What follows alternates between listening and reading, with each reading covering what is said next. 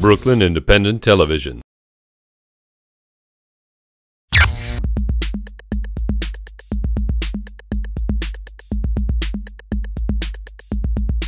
We're back here at the Sky Dome in Bed-Stuyvesant, and joining me is Vernon Jones of NYCBasketball.com and freelance journalist Elio Velez. Gentlemen, and if you're paying attention to the noise behind me, the basketball, there are tryouts going on for the Wheelchair Classic, the annual Wheelchair Classic, where some players will get a chance to get a look at scouts and hopefully go on to get that college scholarship that they so desire. All right, gentlemen, boys basketball.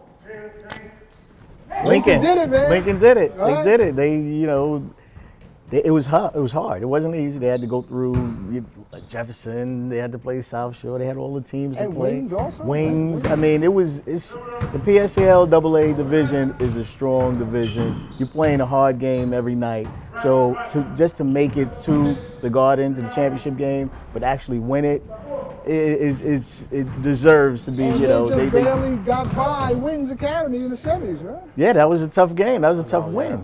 You know, they pulled that one out, and there they go. They made it to the Garden. When I spoke to Coach Moore, he said that was an emotional win because they wanted to play Jefferson again because Jefferson defeated them during the regular season. Well, they got it. They got it, and they came away with the win. Hey, I mean, Jefferson is a tough team. That Brooklyn AA division is the toughest in the country. And when including South Shore and Transit Tech and those teams, and that's a dogfight to get through just that alone. And also Curtis High School, Staten Island, they were in the semifinals against Jefferson. Jefferson pulled away in the third quarter. I mean, Jefferson. I mean, when you have your son Lynch and those guys, and if Lynch is on fire and they're rolling. They're running up the floor, crazy defense, and they just took it to Hassan Martin, who's going to go to Rhode Island. He's a great prospect. I mean, Danny Hurley's going to get a really good kid there. But it set up the stage, and Lincoln's been trying to get here to win the championship for so long. They lost 2 years ago to Boys and Girls. Mm-hmm. They've seen Boys and Girls win 3 in a row, and Tiny Morton wanted that championship. And Boys and Girls went through a tough year for Boys. Yeah, this was a tough year. I mean, but they won 3 in a row. Well, think about it. Lincoln didn't make it last year to the championship, but Boys and Girls won 3 in a row. So, okay, they had a down year only because they had some young players. They didn't have the stat crew that they normally have. So, but you expect them to come back. Right. All right, so you're not going to get to the Garden every year. I mean, unless you Bertram on the girls. Let's talk about some of the players. Isaiah Whitehead. Isaiah White, I mean, he gets double teamed a lot. He gets double teamed, triple teamed. Everybody's after him. The light is on him. So he still scores. If he scores 12 points, 10 rebounds, he's making assists. So he's still in the game, but he's kind of struggled, it seemed like, in some of those games. Right, but in his role, he's a playmaker, and if he's getting double teamed, he's going to find the other guys. And he found the other guys, on Saturday. He found Elijah Davis. He found Desi Rodriguez, especially in the middle. Now, that's the player that really impressed me. Also, is Elijah Davis. Yeah, but he played good all year, really. Him and so did Desi Rodriguez. They played well all year.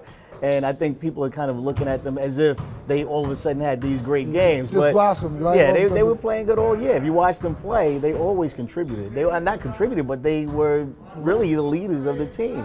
Whenever you double teaming Isaiah Whitehead and Lincoln is still winning, somebody had to beat you. There's a lot of pressure on Isaiah. That's what Coach said during the press conference too. He said there's a lot of pressure on Isaiah. People double teaming him, triple teaming him, and that sort of thing. Yeah, and you saw it. You even saw it again at the Garden. But it's hard to stop him and then stop the other guys. And then you have Trayvon Morton, his son, Tiny's son, who's he's hitting the 3-pointers. Right. So now you can't really double team everywhere. It's really hard for the opposing team. This was a team. I mean, but Isaiah's ability as a playmaker got the other guys involved, and they had big games. That's why they were the team. Next year he'll be one of the top players in the country. He already is, but he'll get more pressure. It's among the top 5. Well, I'd like to see him. Let's see what he does with the pressure, because even though you get double teamed and there's a lot of pressure on you, I still would like to see you have the big games. You're And not I think he will next year. All right, Nazareth boys won, also single A, right? They won the single A last year. They won the B. Good pickup. Go ahead. They're going upstate. It's a program. They're doing well. Samson Usillo's just got to get some looks from D1. It's tough to win 2 years in a row that they've done that. The school was going to close down a year ago, and now they won the double. They won the A. Yeah, so that was something when the school was going to close down. They was wondering where the players going to go. That was on both sides. I think even the football closed, that shut down. But with basketball, I'd like to see how they do next year, and I'd like to see if the school stays open. Catholic versus public in New York City. Go with public. It's just so many public schools.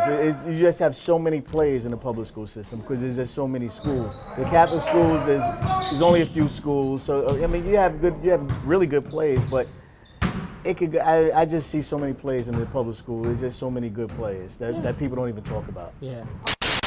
Watch this and other Brooklyn Independent Television episodes online at bricartsmedia.org/BIT.